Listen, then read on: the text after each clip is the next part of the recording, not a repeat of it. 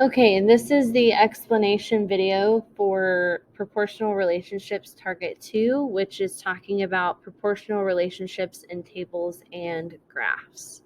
So the very first question is a level 2 question, and it says, what does the point 0, 0 represent on a coordinate plane? So when we think about that, here is like, let's say this is our graph, these are our y, this is our x. That point 0, 0 represents the origin. So it's where the y and the x axis meet. You might also see it like this, where this is your y, this is your x. So that bottom left corner is 0, 0. So that is your origin. The first level 3 question is the relationship shown in the table below proportional? So remember, proportional means that each ratio set up all equals the same thing. So if it equals the same thing, then it's proportional. If it doesn't, then it is not proportional.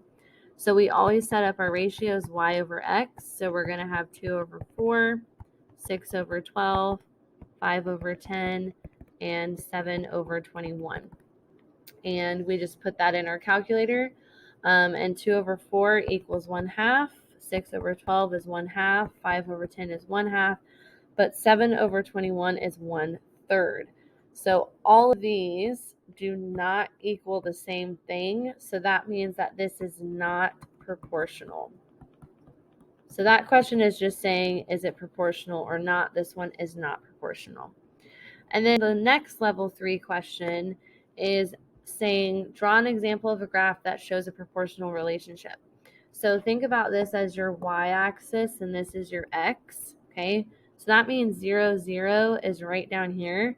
So a graph needs to be going through the origin and it needs to be a straight line.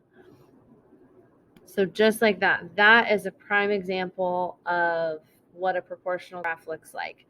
And then it says, how do you know it's proportional? So like we just said,